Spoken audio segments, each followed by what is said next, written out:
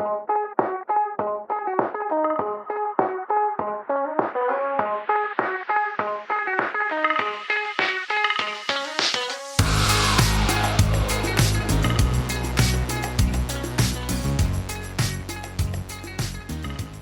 to Roundtable Mindset, the podcast where we seek to understand and share different perspectives in order to grow and challenge our own.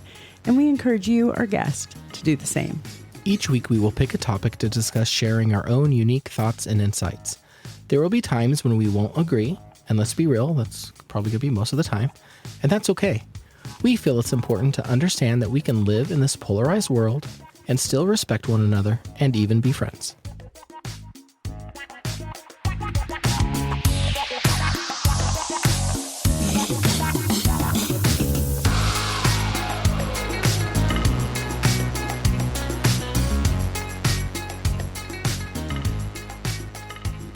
Well, hello, and welcome back to Roundtable Mindset. I'm Jamie. And I'm Mahlon. And we're here for another exciting episode of our podcast today. How have you been, Mahlon? I feel like it's been forever since we've done this. I'm doing well. I'm very glad that your computer issues are hopefully, I'm knocking on every piece of wood that I can, are behind us. And Now it's smooth sailing. But it feels like it's been an eon since you and I have chatted through these mics. It has been, and I apologize to all of you for my cold voice, because I got the computer and then I was smited with a cold. So I don't know if the things are just aligning in a way that I am not supposed to be doing this or something, but we're gonna go with it today. So I will heal over time. Well, I'm just glad that you have a machine that can actually record us, regardless of how you have cold sounds or not. So it's good to be back. It's good to be back. Yes. So today I was hoping we could start with some food for thought. Do you have something for us today, Mahlon? Yes. So we had a question come in that I kind of like it. And at the same time, I kind of don't, because it makes me miss things of yesteryear. But the question is, what's something that you love to do, but you haven't done in a while? Oh, something that I love to do, but haven't done in a while. Do you ever feel like there's a ton of them? I was going to say, pick from column A. I mean, B is also an option, and I have some in column C if you need it. So yes. Like, I miss band trips for, jazz band. That was fun, but I haven't done that in a while, and there's no opportunities coming for that anytime soon. Nobody wants me on a saxophone again. I'm just saying. But I think if I were to pick something, it would probably be, so during pandemia, during the pandemic, I learned how to sew so that I could sew masks, and I literally sewed masks for every person I know. And I also had a stash of homemade masks in my purse for strangers that needed them. I was giving away masks like you would give away business cards or something.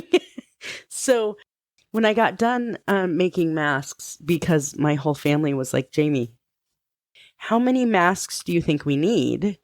So I stopped making masks and started quilting.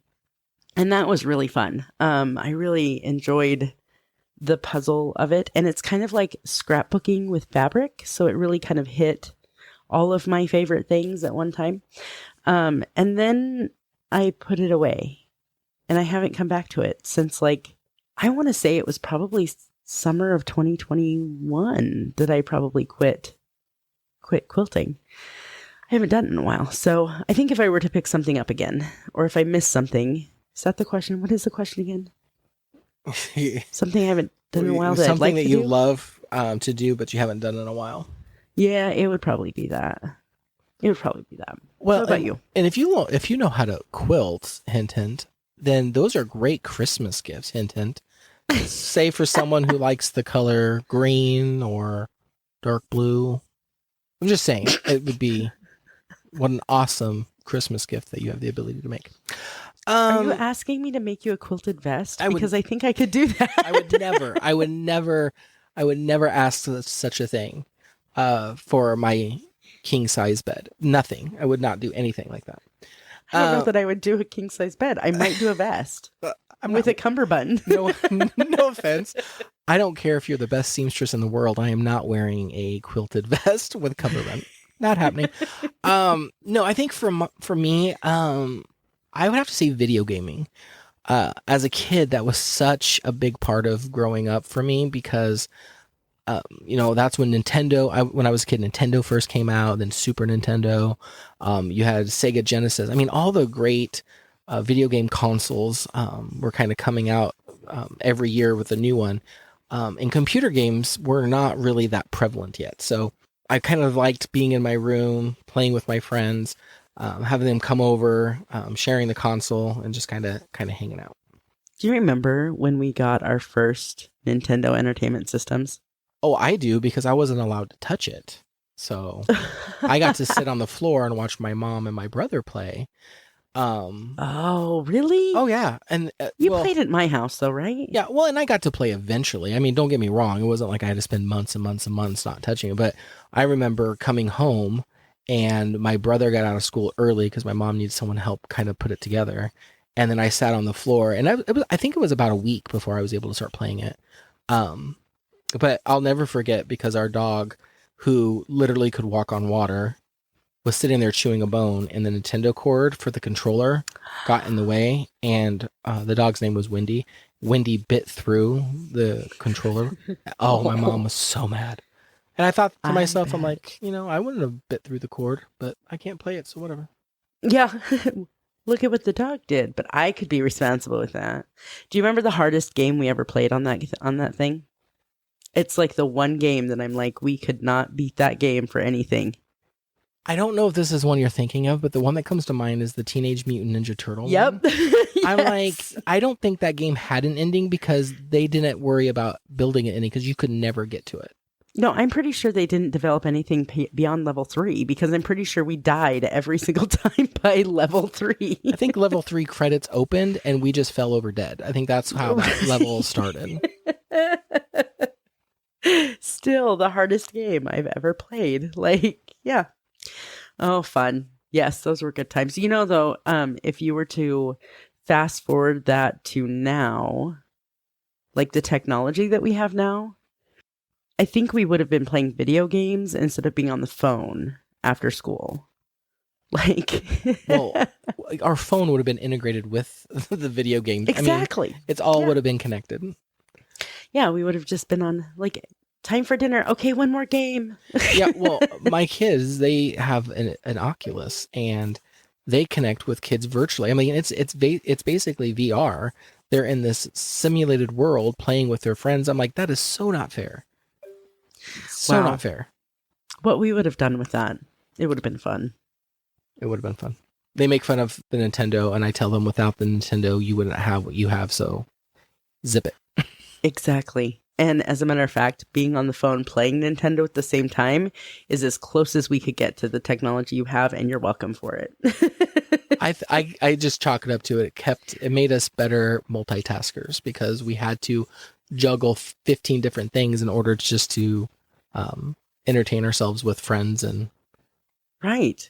Well, and if we played on our own machine and had the phone, we could both be first player instead of fighting over it.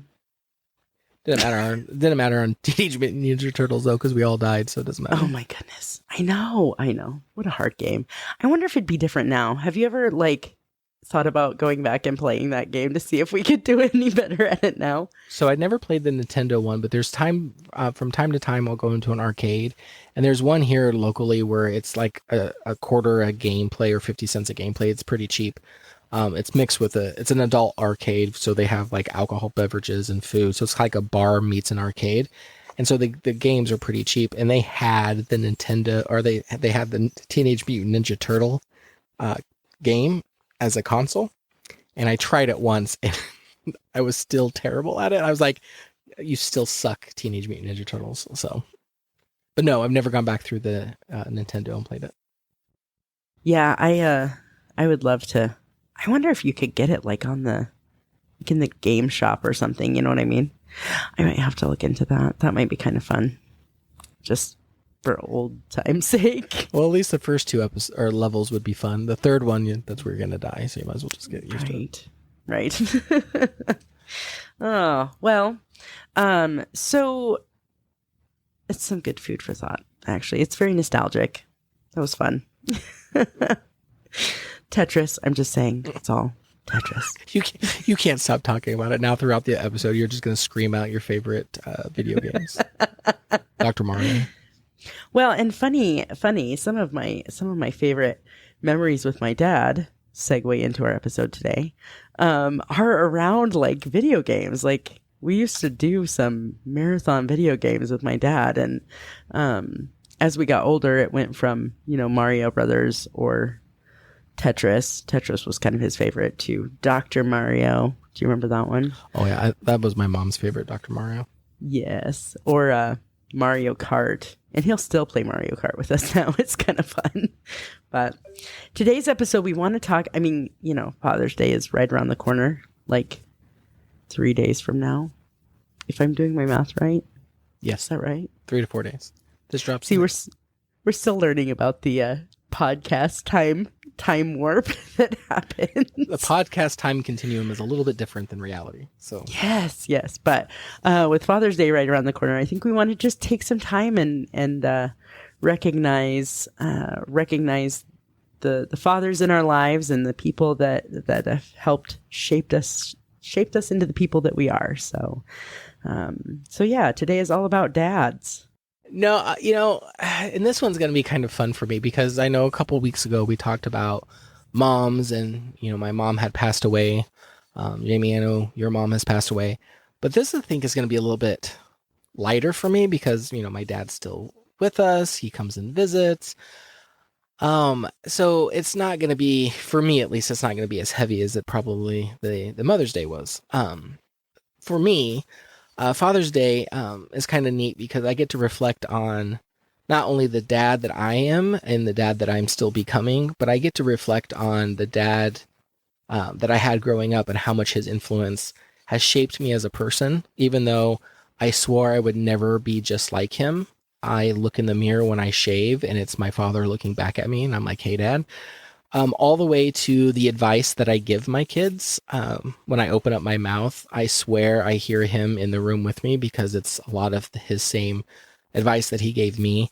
Not to mention, I still have the luxury of giving him a call when I need his counsel or need his advice or, hey, was I this big of a stinker? Because here's what my kids are doing. And he reassures me, oh, you were worse. So the answer to that is yes.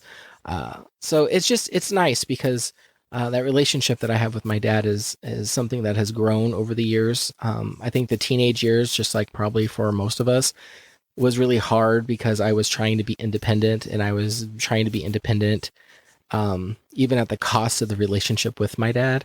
Luckily, he was a lot wiser than I was, and being through that stage of life, he recognized it, so he gave me a lot of grace and forgiveness, which is awesome. And in turn, something I'm learning to do with my kids as well. So it's really neat. So what about you, Jamie? What about your dad? I think, I'm kind of excited about this episode too, just because, when I think about like growing up, my dad's influence is still the influence that I feel. You know what I mean? Like him and I were really close. We've always been really close. And so, and I think I'm most like my dad. So yes, I've had those moments where I'm saying something and I'm like, oh crap, that was my dad. Like, although he always did it more eloquently. But I think the cool thing now, one of my favorite things actually, is like my dad has changed and shifted so much in his parenting as he has parented my sister, who is much younger than me, right? But it's cool to, like, every once in a while we'll be sitting around the table and we'll be like, there's classic dad, you know what I mean? And I think that essence of just who my dad is one of the things that always, something I always reflect on around Father's Day. It's a big big reminder of who he is and who he's how he influenced me to be the parent that I am, but also the person that I am. I don't know that I would be the strong. I consider myself a pretty strong-willed person, and I don't know that I would be that if it wasn't for my dad. So it's one of my favorite holidays, Father's Day. And then, it is, I love that dual piece of both of those holidays, Mother's Day and Father's Day, both, where we get to, not just reflect on, my dad and his influence on me and then as a grandfather to my kids, but then also, my partner and his influence with my kids and what that's meant to them over the years too. It's just it's a cool holiday. I love these holidays. Well, and you kind of touched on something for me that when I was a kid, I had one lens that I looked at this holiday with, right? Which was my dad. I am here celebrating my dad. And as life ticked on and, you start experiencing other men in your life who maybe take on some of that fatherly role, you start understanding that the term father, yes, you have a biological dad, but there's also men in your life that kind of come in and help fill some of that gaps, or maybe they play that role for individuals that don't have, their biological dad in their life for one reason or another. And it's just so cool to start seeing, the older I get, the more that I recognize, it's not just my dad, who's my biological dad, but I have people in my life who kind of help fill that role, even if, they may not see it, but I do. I'm thinking of, we have family friends here that, they live not too far from us, and we can call them up and we hang out with them, and they've watched and helped our kids grow. And he's kind of like a grandfather to, my kids, but in some ways he kind of fills in some of that fatherly role as well, because if I have, need counsel, or I need a question answered, or just to hang out, or, whatever he's there to kind of supply that. And so for me, it's neat as I get older and I can recognize that just how many different types of fatherly roles we have in our life and how they impact us. It is pretty remarkable when you can sit back and look at it that way. Yeah.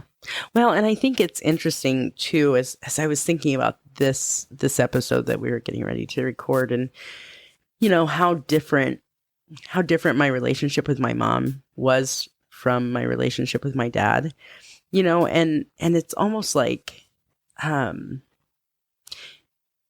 the things that they gave me were so very different. And I think if I could sum up all of the things, my dad's words of wisdom, like his little quips of wise advice, are the things that still stick with me. You know what I mean?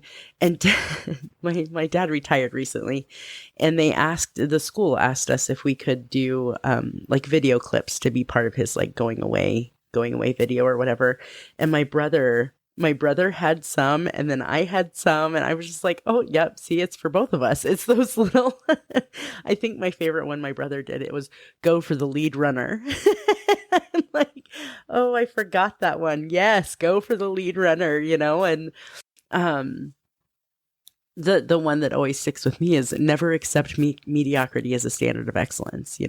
He always really pushed us to do our very, very best and never to let ourselves down by accepting less than our best, And so it created some pressure in me when I was younger, but as an adult, it really does help me strive to do my very best and to be excellent at what I do. And I can see how I kind of did the same thing to my kids. It was a lot of pressure when they were younger. And now, like, I hope they see the value in, go for the lead runner. So what's funny for me is there was a time in my life growing up that your dad was like a second dad to me.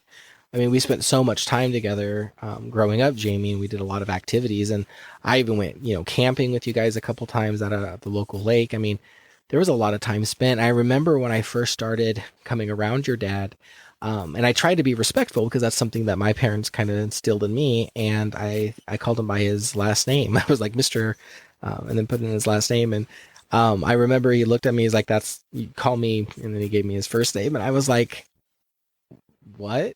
Like it went against what my moral, my mind, my moral compass, everything was like going haywire. And I thought to myself, how neat that he kind of extended that opportunity to me, because it was probably one of the first times that I started realizing, not at the time, but as I got older, it kind of opened my eyes to there's a different way of interacting with different adults. Not every adult is the same. And your dad really helped me kind of understand that there is, because for the people that have met your father, when I was a kid, he had this air about him that was, I don't want to say strict, but like you just wanted to give him respect. And he kind of walked around, and so I thought of him as one way, and he was very, strict and very gruff and not really approachable and kind of stay out of his way. And getting to know him, he's not that way at all. And so it was probably one of the better relationships that I've had. And like I said, for the longest time, he was like a second dad to me. And so I remember those times that we spend together and those conversations I've had with him and the different perspectives that he kind of started instilling in me, even at a young age. So, it's kind of cool that you and I are talking about Father's Day, and I get a little glimpse. I'm not going to say it's the equal part to yours, but a little glimpse of that even with your dad, because he was such a force in my life for a while. So. Well, and ironically, here I am, just about mid-40s. I'm going to say just about mid-40s. That's being generous, we'll be honest. But here I am in my 40s, and I'm still trying to be just like my dad.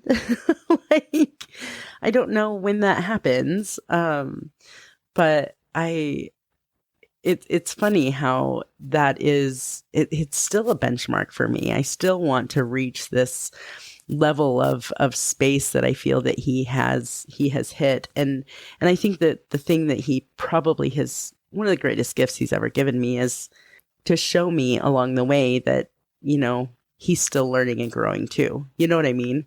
And that has been such a benchmark for me to realize, like, okay, my dad is 20 years older than I am, and he feels that he still hasn't quite arrived. So I'm just going to keep reaching. I'm just going to keep going for what it is that I hope I someday attain, and always strive to do my best. And I know that that's because of him. And so if you're listening, Dad, thank you, because it's pretty cool.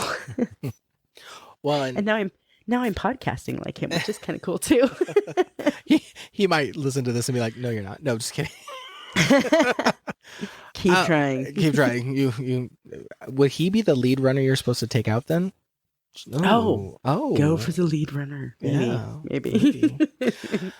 I would say for my dad, it's kind of I don't know. I want to talk about my dad without talking about my mom, but it's difficult because I have been told, and I'm realizing the older I get, that I am probably equal parts of them. And I would say the good parts. So, for Mother's Day, we've kind of already talked about my mom. My mom was a force. I kind of get that straightforwardness, that boldness kind of from her. But what my dad kind of instilled in me, which is qualities that I find just as useful and helpful, especially in my professional career, is he was probably, I would say he was the diplomat of my parents' relationship. So he was even killed. He didn't get rattled too easily. He's pretty calm. And so I think growing up, having my mom as the force as she was, it was nice to have a dad who kind of countered that a little bit. Now, don't get me wrong. He does have a fuse. I have seen him blow up. I have personally made him blow up. So it's not that he doesn't, get angry. But I think he has such a long fuse, and he does a really good job of giving people, the benefit of the doubt, which is something I kind of learned from him. Even just by watching him, I've seen him turn the cheek more times than I have seen him raise his hand to strike somebody back. It was all those moments as a kid, kind of watching him walk the walk, that I think kind of instilled those pieces in me. And so in my, professional life, and I was hoping my personal life, I think I have those qualities that he has, and I can utilize them, and I can pull them forward when I need them, as much as I can pull forward my mom's qualities when I need those as well. And so I really am thankful to my dad, because I think he provides that equilibrium in my life. He gives me the ability, or at least he instilled in me the ability to kind of take a moment and assess the situation, and maybe don't react so fast. I wish I could sit here and say I do that all the time. I don't. But I just think his perspectives that he gave me, he always told me to try my best. He was the one that was really kind of saying, if you haven't tried something, give it a try. You know, if it doesn't work out, fine, at least you know. And I didn't know at the time, and I don't think he even knows it at the time, but he really kind of started me down the path of, experimenting, meaning taking some calculated risks. It's okay if it doesn't work out. Learn from what you've discovered, and then don't make those mistakes again. And that's probably one of the best attributes that I have in my professional life, is it gives me the ability to be dynamic, to be not to be so nervous about stepping out and trying different things and discovering new solutions to problems that maybe were a little too difficult for just the standard, standard answer. And so I think ultimately, if I had to roll that all up, he really helped me be a very even-keeled person with a very dynamic vision of how to solve problems and how to push myself forward, even when the path isn't 100% clear. And I think that's just a remarkable gift that he was able to give me.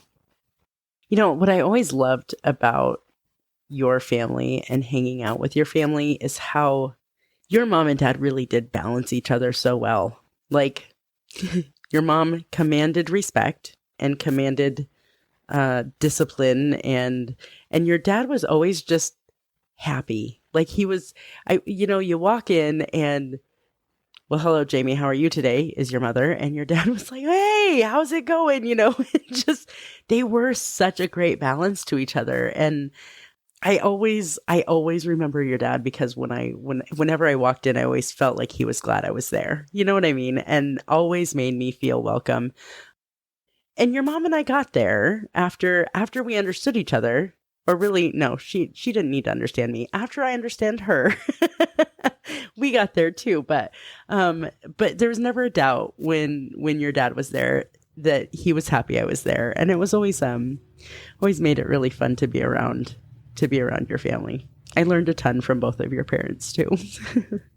Well, and it's so neat, because both of my parents, they they kind of wear their heart on their sleeves. And they'll give the shirt off their back. And so it is kind of fun, though, to kind of go back and see those two relationships throughout my life.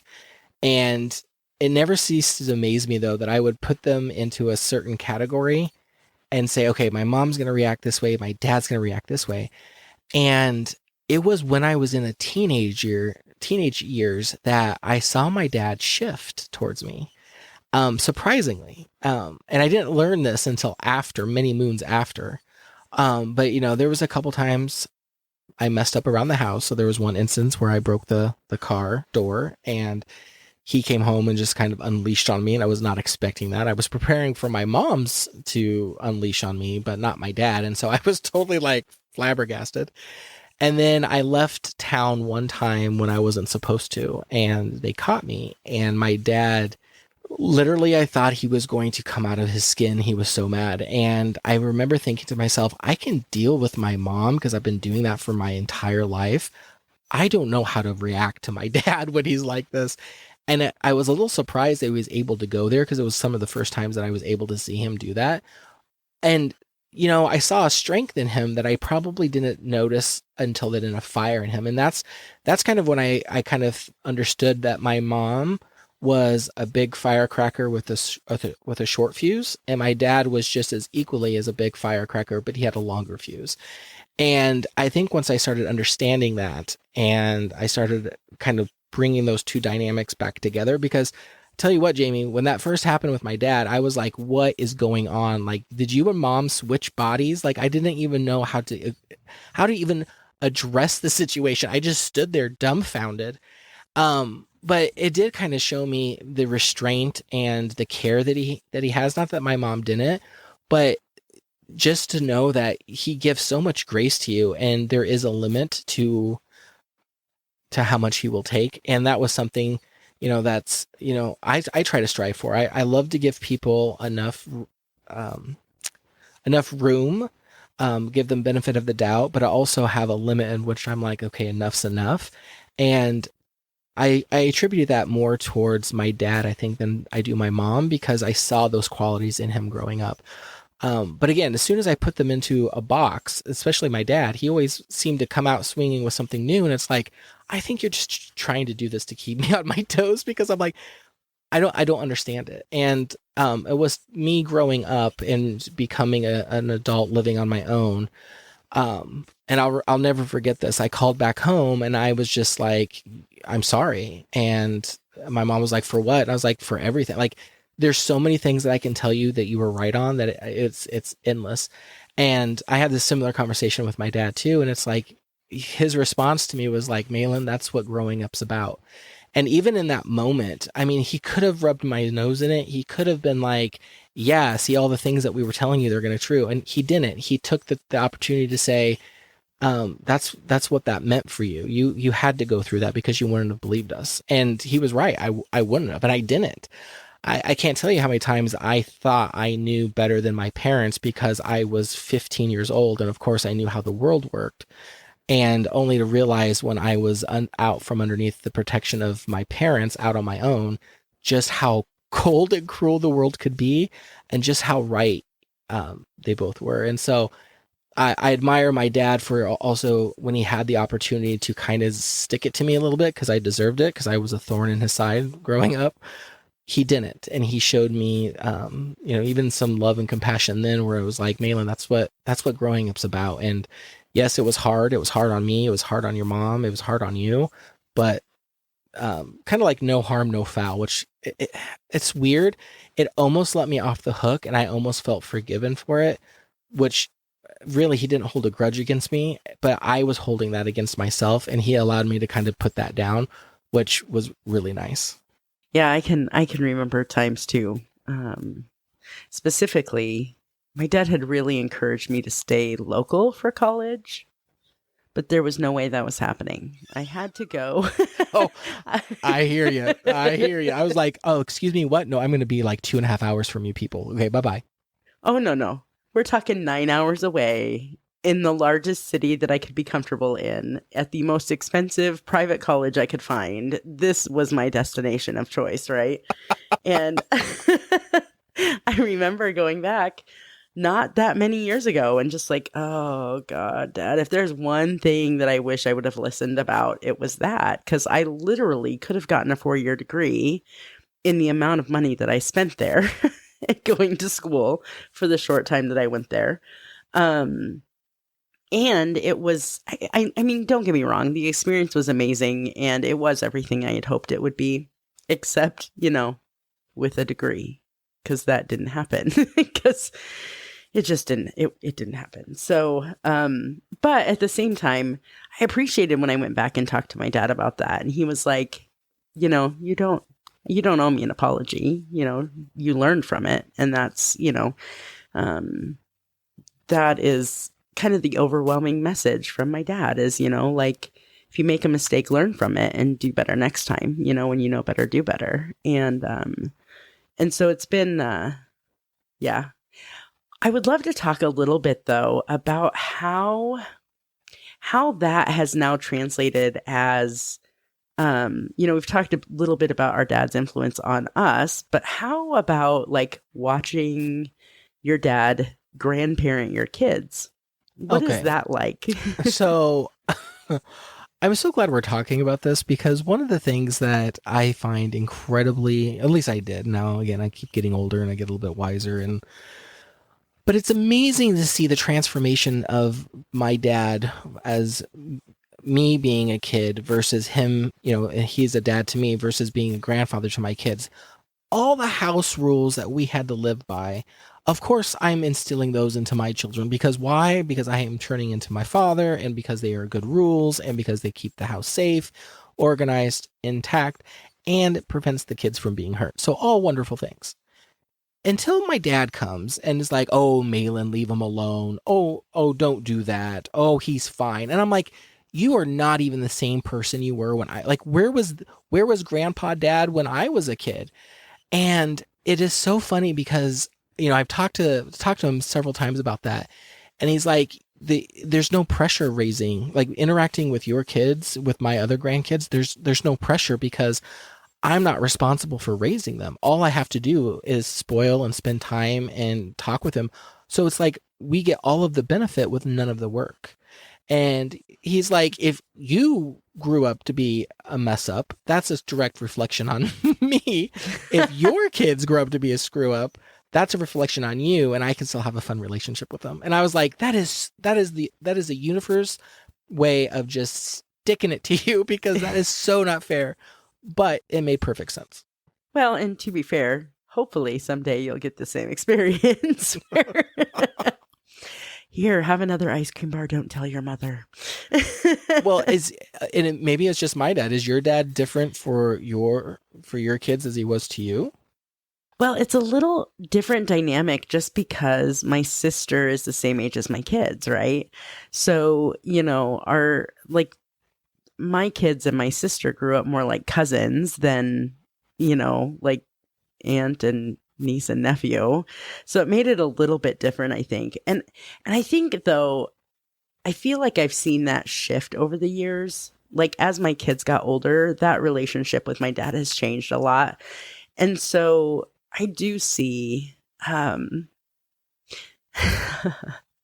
do see little, like, for instance, when my daughter was selling Girl Scout cookies, Grandpa was her best customer. I mean, he bought probably, 10 boxes. I don't even know how many boxes. And I'm not talking boxes. I'm talking boxes of boxes. Like during that season, he had a subscription to cookies that would just be delivered every day. Yes. I think the question was, how many cases does she have of Thin Mints? I'll take them all, right? So it was those little times that, those things that grandpas do. I think what was the coolest part for me, though, is watching my dad get such a joy out of doing that and being able to be that for my kids. To see him light up when my kids walk in the room and he gets to tell them about, something, how he met somebody that knows them or someone that reminded them of him or, or reminded him of them or something like that. It's just, it's been cool to watch that relationship grow and shift over the years since they aren't little. And yeah, I don't know. It's the fun part, I think, of watching my kids get older too, I think, because they start to appreciate that relationship more too. Well, and I think it's your family dynamic is a little bit different than mine, but I think ultimately the same grandparent-child relationship exists, which is I get to spoil them and then send them home. You have to deal with the aftermath. And I'm like, thanks for that. But yes, that's the right, I guess, they get because they had to all the time and effort they went through to get to that point. I'm not going to lie, though. It does kind of make me excited for someday, a long, long, long, long time away from now, being able to be a grandparent. I'm excited for that. A long, long time from now. So children. I am not going to lie. I cannot wait. Hopefully it's before me. For me to be able to call you Grandma Jamie. I just can't wait. Like, that's going to be a very happy day for me. Well, I don't know. One of my kids says they are not having children, and the other one says they are not doing it until well after they graduate college. So I'm thinking you're first. I'm just going to say that. But your kids are older. Anyways, moving on. One of the questions that I have from a Father's Day perspective on this. Hang on, before we go there, the second one of your kids is grown and out of the house and gets a puppy, you're becoming grandpa. I'm just. Oh no. You have a grand puppy, you're grandpa. That's what we're saying. Nana Jamie, no, I don't think so. No, one of the questions I want to ask you is, and this is kind of, I don't know if we want to go there, but I'm going to ask the question. Do you have a a story from your dad where, I don't know, like the disciplinary part of him kind of kicked in and you kind of learned some of your, your biggest lessons from that part of the dad? Because I have a couple from mine where if it wasn't for, I don't know, that disciplinary that came out in my family's dynamic when I was a kid, just to give some context, he was the one that kind of dealt out with the spankings if we needed it. We had a series of different elevations that we got to that point. And then if it had to get the spankings, we had to go from my dad. And so I'm just curious, do you have any like life lessons you learned when dealing with the disciplinarian part of your father? Because I do have an example, but I wanted to ask you first. I think my dad taught me the art of rupture and repair. And I don't know if he even knows that. It's like a big piece of the one parenting class that I've taken that I still use all the time. One of the concepts is this idea of rupture and repair. As parents, we mess it up. We screw it up 70% of the time, and that's okay. As long as we can go back and repair it, that's what makes the lasting impact. And I totally deserved it. I mean, I'm just going to be right up front and tell you I totally deserved it. I was really, really blowing it at school and like not turning in homework that was done and then not doing some homework. And I mean, it was bad. It was really, really bad. And if I remember correctly, and it gets a little fuzzy between second and third grade because I seem to remember things that happened in second grade that didn't happen, and vice versa. But if I remember correctly, my teacher lived across the street, and my dad had talked to my teacher and found out what was going on at school and came home and was really upset. And I got quite the loud lecture and spanking. And I didn't remember that ever happening before that. And it kind of scared me. And my dad came back to me probably a day or two later and sat me down and told me, he said, I will never spank you like that again. And I'm really sorry. And that's not how I wanted to react. And, but you need to know that this needs to change. This needs to shift. And so it was the first time that I remember having that example of how to go back and say, that isn't what I wanted to do. And it wasn't okay. And I'm sorry. And that really impacted me. And I remembered that a lot with my kids, like trying to do that. It's hard to do as a parent. It's hard to go back and apologize to your kids because we're supposed to be all knowing and get it right the first time, I guess. But, and then I think on the other hand of that, my dad was very effective at using silence. So, oh my God, I don't know if you remember this. I remember my brother, Ben, who's been on our show before. Ben and I were, I don't know, probably, I want to say sixth grade. And what would he have been in? Like second grade, first or second grade. And we had gotten in this huge fight in the bathroom. We were shoving each other and, yelling at each other and whatever. Probably because of some torturous chore list my mother had left us to do. And I think I shoved him into the toilet and the tank of the toilet cracked. Do you remember that? Oh, I remember the call. Yes. The toilet just broke. I'm like, what? And I remember coming over there and it literally was like split in two. I was like, how did that happen? Well, and it was like this never-ending geyser of water all over the place. And of course, I mean, we're talking like, I don't know, what would that have been? Like early 90s or something in a house that was probably built in the 60s. So the carpet in the bathroom, like, because we put carpet in the bathroom back then, was soaked. It was so awful. It was a mess. So awful. It was such a mess. So finally, I think it was you actually that helped me shut off the water to the toilet because I didn't know what to do and I was freaking out. And my dad did not talk to me for several days after that. Several days. And when he did talk to me, it was by letter. he left me a letter one morning before he left for work. And I just remember it was a rhyme. It rhymed. And I don't remember what it said exactly, but one of it basically, like, I'm really disappointed that this happened. And the end was, too bad, so sad, your dad. And the impact that the fact that I had disappointed my dad, he did not have to yell. He did not have to be big and angry, because that was enough. I spent weeks trying to fix that and make it better, because I felt horrible. Those are probably the two best examples. I couldn't remember if you were at the house that day. I do remember you being there. I wasn't at the house. I was called, I think, immediately after, because, when I got there, I'm like, well, shut the water off. You're like, I don't know what to do. And I'm like, turn the valve. I mean, there was a hot mess everywhere. It was so bad. It was so bad.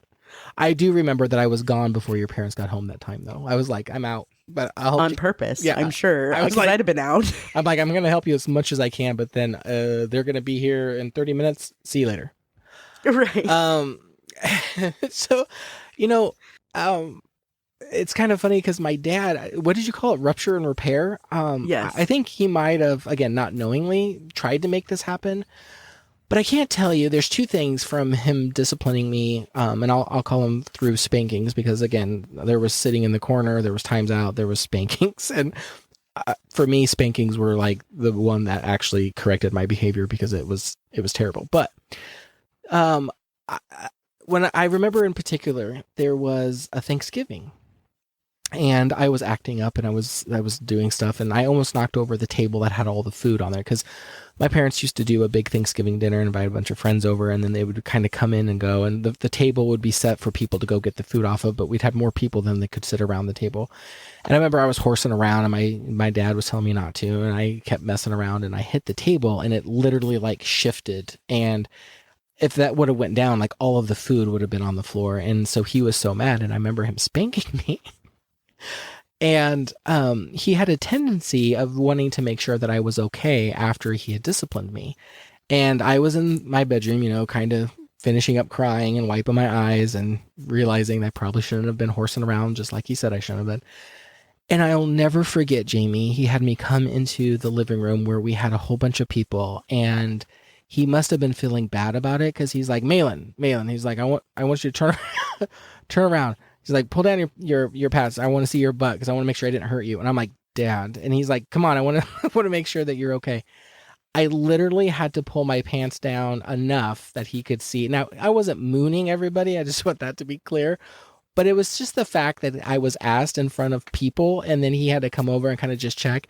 And I remember it was more out of concern than anything. But at the time, I was just mortified. I was like, I wish you would have just spanked me again, because that would have been more effective than what you were doing right now. And I remember thinking, okay, he cares enough for me that he's willing in front of everybody to make, him seem a little silly and me be a little foolish, because he wanted to make sure genuinely that I wasn't permanently hurt from the discipline that he gave me. The second thing that I learned from punishments from my dad was that negotiations will only take you so far. And what I mean by that is, my dad, again, long fuse, big firecracker. He let us go. And then he said, okay, this is your consequence if you keep it up. Well, once you kept it up, the consequence had to be delivered, because that's what good parenting looks like. And I remember I would get the spanking, or the belt, and he would be coming into the bedroom, and I would be sitting there saying, okay, Dad, but just listen. Let's just think about this one more time. I have one more thing I want to tell you. And he's like, Mahlon. I'm like, come on, Dad. No, I just want to talk to you about just a few more things. What happens if I stop doing this now? And I'm just trying to negotiate with him over and over and over again. And I remember one time in particular, he finally told me to stop, and he said, I'm going to count to 3, and wherever you're at, I'm going to spank where your butt should be with this belt. You've been warned. I don't want to hear it anymore. 1. And I'm like, Dad, just listen. I just need 2 more minutes of your time. Let's just talk about it. 2. Dad, you're not listening to me. If you just take a second. 3. And when I say that belt came across my legs, because I was sitting there facing him, and the shock and the look on my face, I instantly turned over and finished receiving my spankings where they appropriately belonged to my body. And I remember from that point on, negotiations only work if the other party is as interested as you are in hearing what you have to say. And it was so eye-opening for me. And I am saying this now from an adult looking back. It was not this eloquent, but at the same time, I remember thinking, don't play with my dad. And there's a limit to what I can try to manipulate out of him. And I think as a kid, I hated that, but it also was so cool because I knew my dad, there were boundaries. And, as a parent myself, those one of the things that my kids will say they hate about the way my wife and I parent is we set up boundaries. But at the same time, when those boundaries aren't there, they look for them. And that's the same thing that happened to me as a kid. Like that was a boundary. That was something that was set that I was like, okay, there's a wall there that I can't push through. And I know not to try because the consequences on the other side are so much more. And so it kind of gave me that sense of safety. And I know that sounds kind of crazy, but that's kind of the lessons that I was learning through even the disciplinary actions that my dad would give me, which I look back now as a middle-aged man thinking I was very fortunate and benefited from the time that he cared for me enough to show me those lessons. Because as a parent who's also had to discipline my children, it's not easy for the parent. There was probably no delight. There was no joy in it.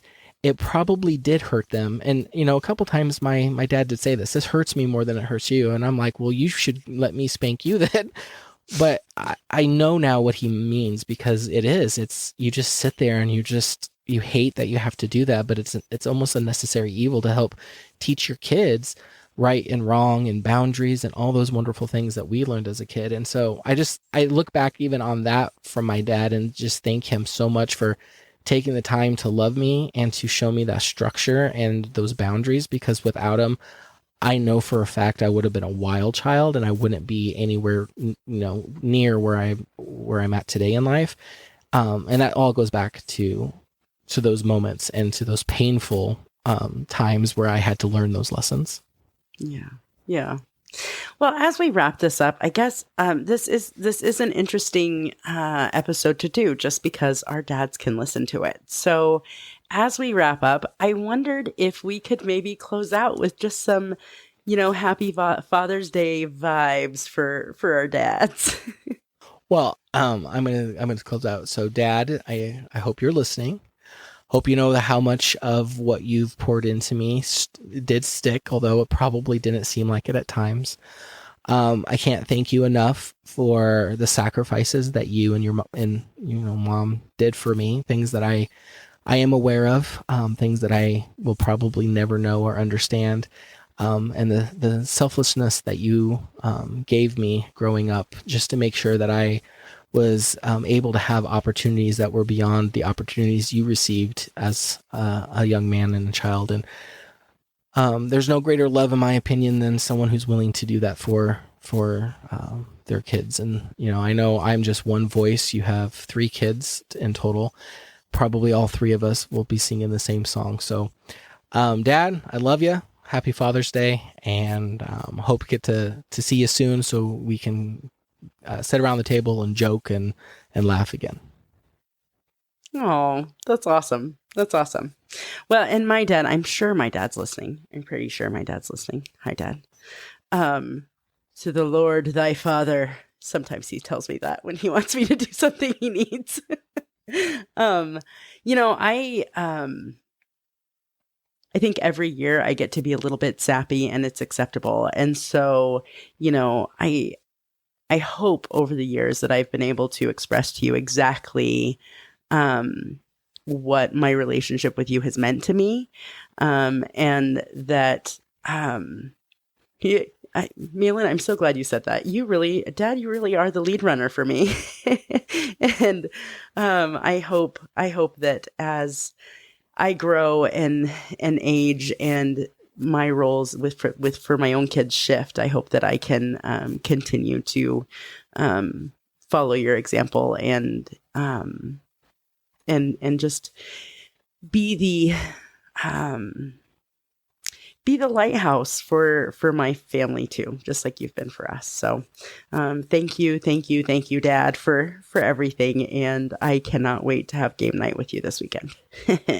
So that's what we're doing for Father's Day. Segue. Oh, that's awesome. Yeah.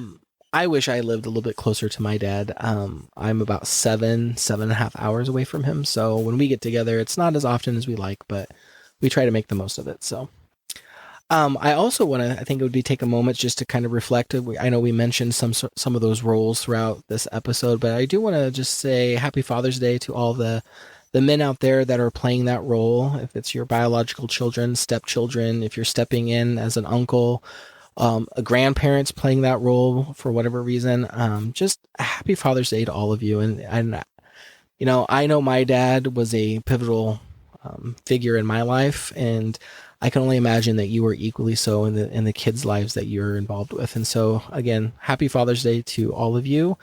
Even if you're not recognized right now, we recognize you for the role that you do and for the job that you're doing and the time you're investing in these children. And we say thank you. Yes, for sure. Doyle. I just said his name. I hope he's cool with that. I'll ask him before we finish editing this. But my partner, we've been together for a long time, and he's really been there through the thick of some of the hardest parts of parenting with my kids.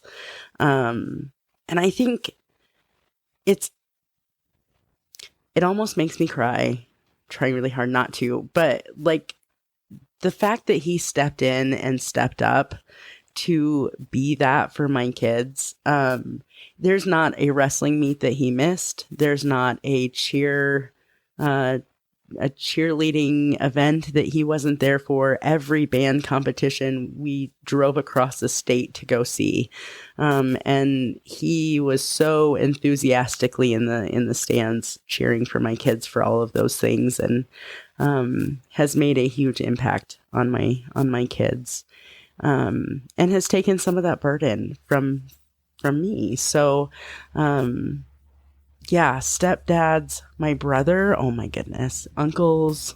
Ben has been super active in my kiddos' lives and been there for so many things. I just, it takes a village, and I know that's kind of a cliche anymore, but it really does. Like, I needed a village, people, because it was hard work sometimes. So I definitely appreciate all those people that have been around for my kids and for me too. So what are your plans this weekend, Mahlon? What do you do for Father's Day at your house typically? So typically, we get, breakfast in bed or breakfast served, and then we kind of just hang out as a family. It's my day to kind of decide what we want to do.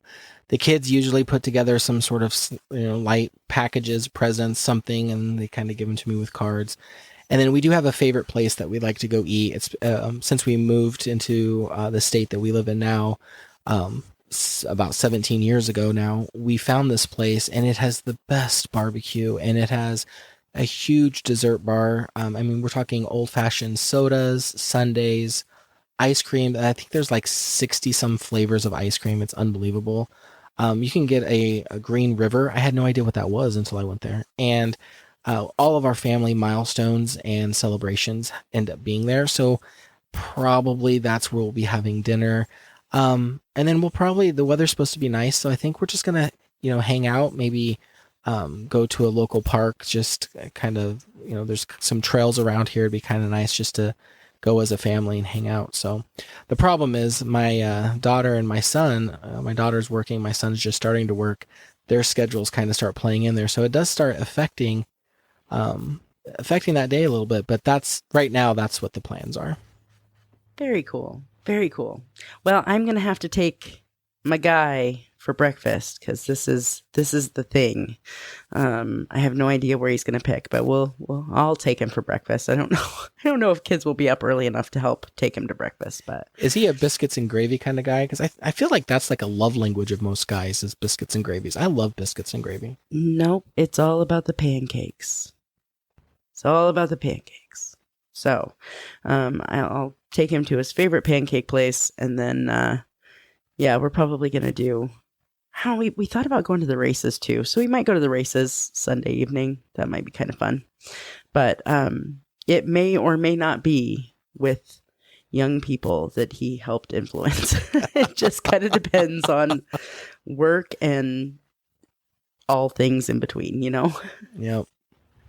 So, all right. Well, this has been a fun conversation. I'm glad to have it with you, and kind of fun to go down memory lane with growing up so close to each other's families. It's kind of fun. Yeah, we can kind of peek into each other's. It's nice because when I talk about my dad, you understand, and when you talk about your dad, I understand. So yeah, it's kind of cool. Yeah, it's pretty awesome. So happy Father's Day to all of you out there who play that role for someone you care about. It's valued and it's important, and I hope you feel celebrated this weekend. And if it's a difficult holiday, I hope you find support and someone that can be with you in that time. And I just hope that you can find some peace and feel blessed this weekend. Happy Father's Day, everyone. See you next time. Bye. This podcast was recorded and edited by Jamie and Mahlon. Music by Famous Cats. If you have a topic you'd like us to discuss, please email us at roundtablemindset@gmail.com. Text or call us at 402-819-8999, or join the conversation on Facebook at Roundtable Mindset Podcast. And never miss a new episode by making sure you like, subscribe, and share wherever you listen to podcasts. Thanks for being our guest today. See you next time at the Roundtable. And remember, your opinions and perspectives matter and are appreciated, but might not always be shared by others, and that's okay.